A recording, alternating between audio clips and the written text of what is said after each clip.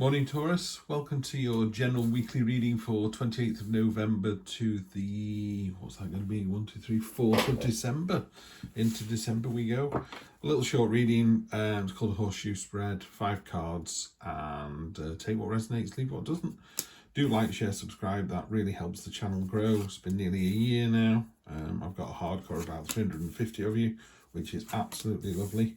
But liking, sharing, subscribing spreads it to other people who may find something in this reading that resonates with them as we get into the holiday period. Thanksgiving coming up for lovely US friends there. Energy on the bottom, lovers. So it could be a love reading or a relationship reading, certainly some trial involved. But let's dig a little bit deeper. It's nice to have that underneath. So yeah, let's think of this as a relationship reading.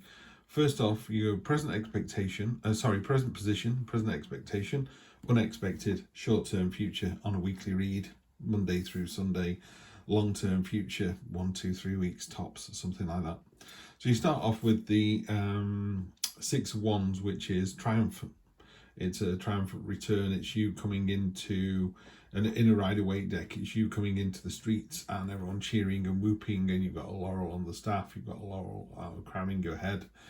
What he does talk about is, yes, it's victory you're making, it's very well deserved, everyone's really pleased about it, but it is a short-term thing. It's a bit sort of, well done you, now it's time to move forwards on to the next thing.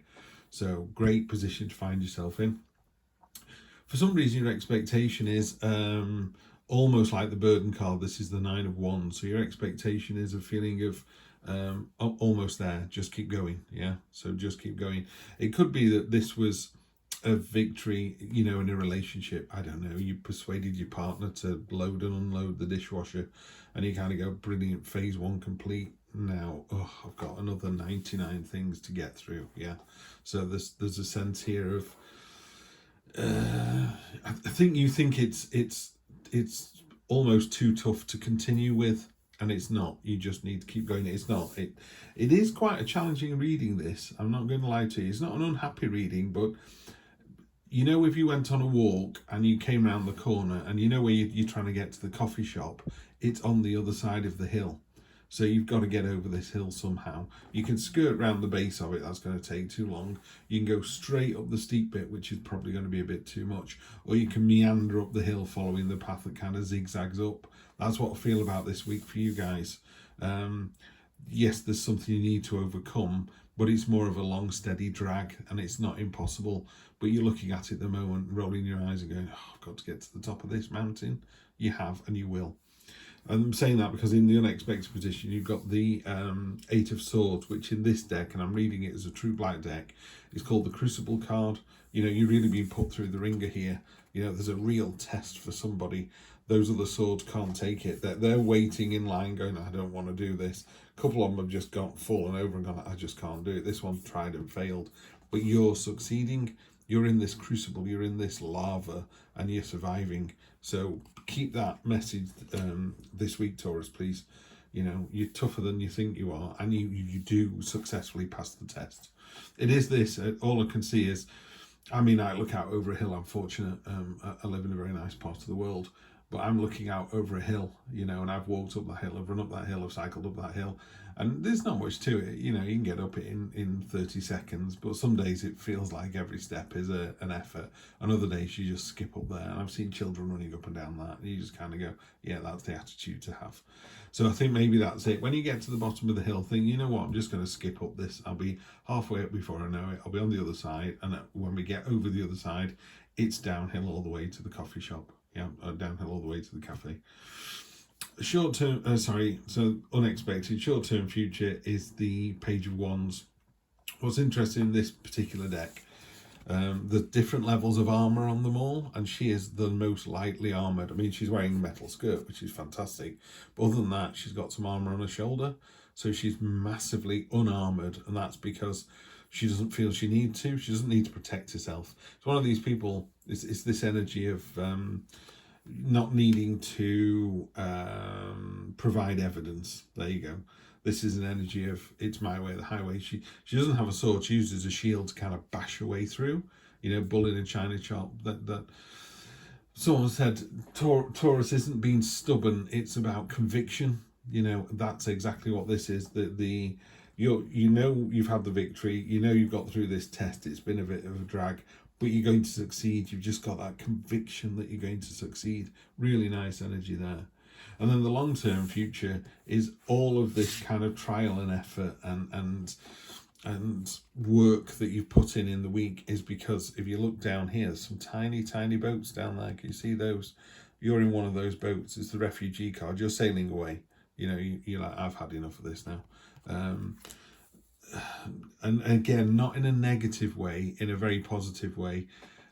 Maybe you've passed over for a promotion, maybe your partner isn't giving you, you know, what it is that you want, and it's not a balancing act. Like, I gave you 100%, you only gave me 97%.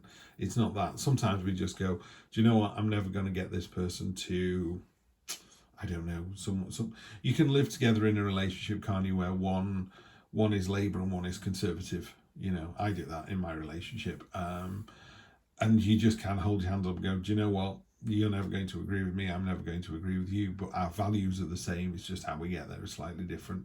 So you just appreciate that. This is about sticking what you need into a boat and just sailing away. You know, so you just literally take a rucksack filled with some essentials and a photo of your parents, and off you go.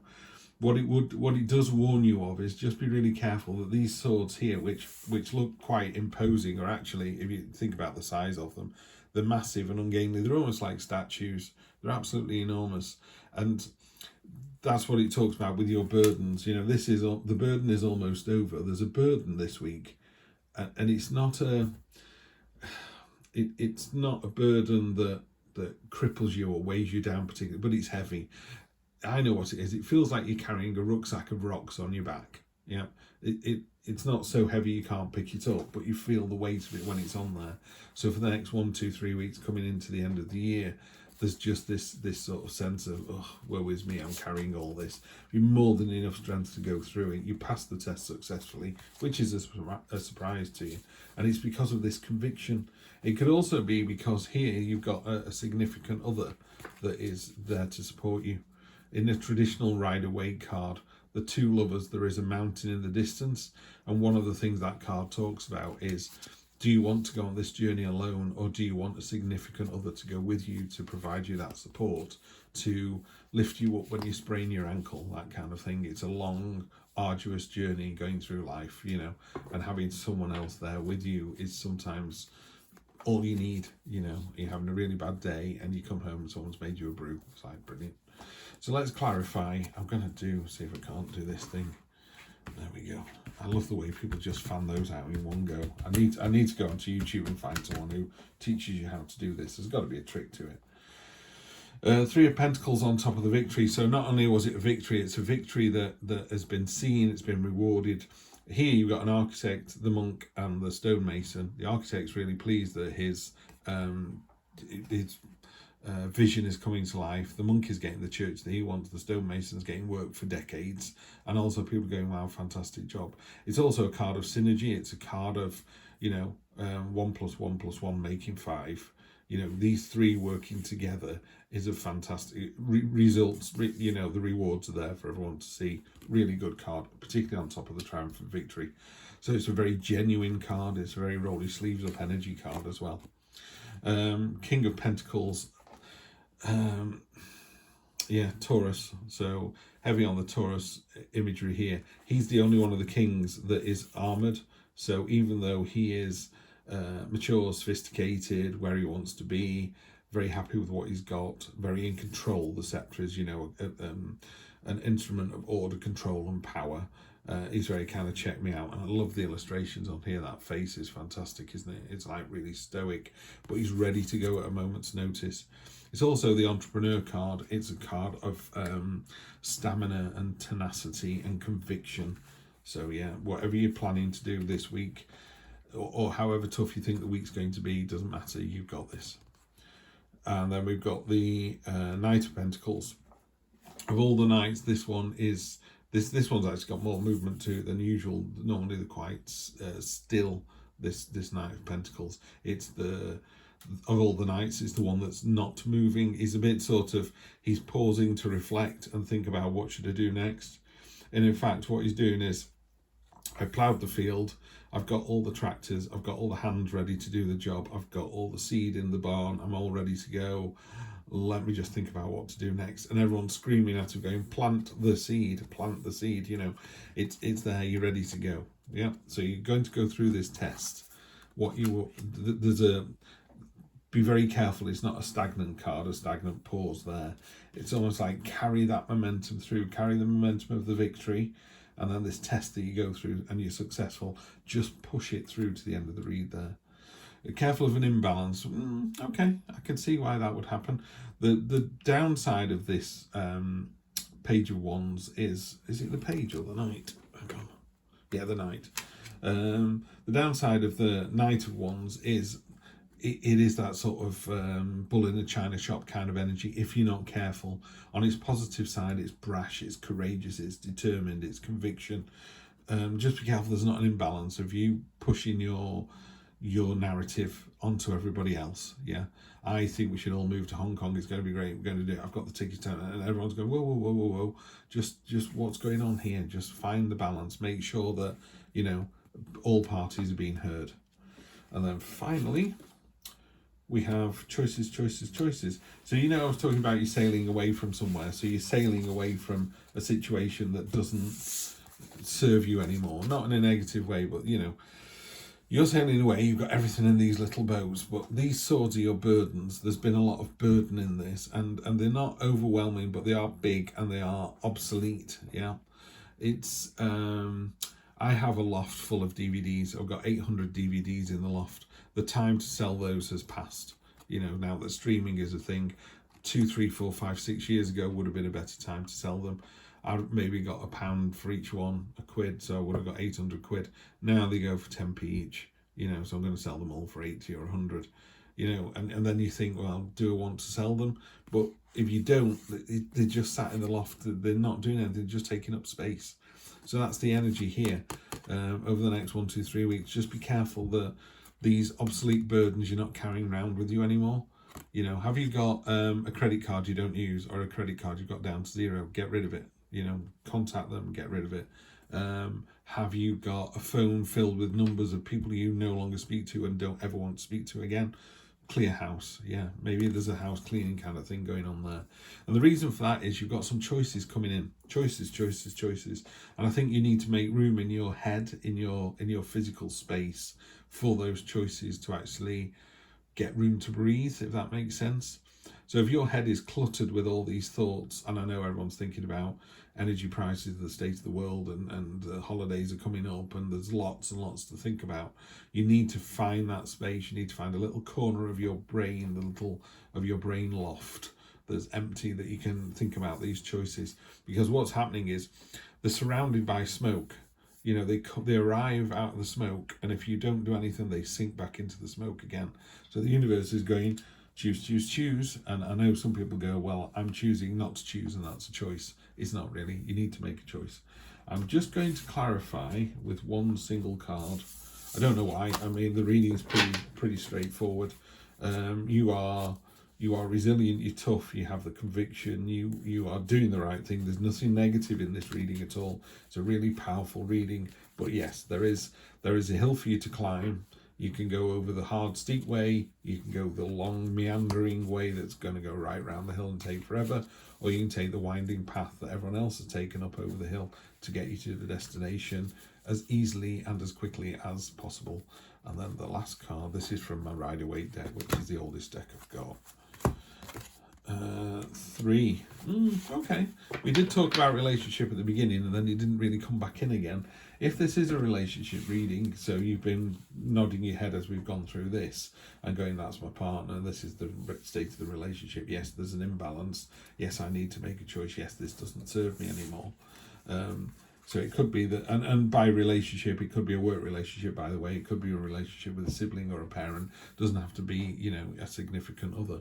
This card talks about heartbreak, and it talks about, are you the sword or are you the heart? So first of all, you need to answer that question. So have you broken somebody's heart, Are they still hanging on? Is there a glimmer of hope for them? And if in your heart of hearts you're going, there's no chance that I'm ever getting back with this person again, you need to let them know. And do it kindly, be gracious, be kind. You don't have to rub somebody's nose in it.